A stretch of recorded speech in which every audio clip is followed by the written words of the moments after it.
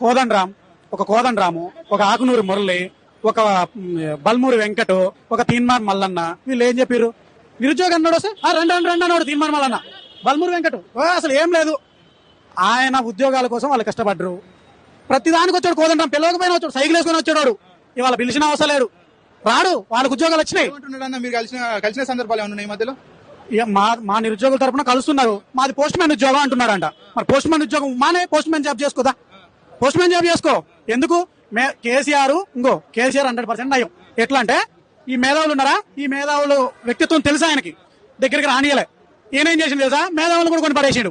ఈయన మహామేధావి, వ్యక్తిత్వం తెలుసా ఆయనకి, దగ్గరికి రానియలే. ఈయన ఏం చేసింది తెలుసా? మేధావులు కూడా కొని పడేసాడు. ఈయన మహామేధావి. నిరుద్యోగుల్ని వాడుకోవడం వదిలేయడం ఇదే వాళ్ళ పద్ధతి. ఇప్పుడు ఎవరు వస్తారో ఆ నలుగురులో మమ్మల్ని మోసం చేసింది రేవంత్ రెడ్డి కాదు, వీళ్ళు నలుగురు మోసం చేసిరు. మీడియా ఛానల్స్ అన్న, ఆ V6 అసలు ఆ మ్యూజిక్, ఆ వ్యవస్థ వేరే ఉండే. నిరుద్యోగులు కనబడితే వాళ్ళు ఏది V6, ఏది ఏబిఎన్ ఆంధ్రజ్యోతి, ఏది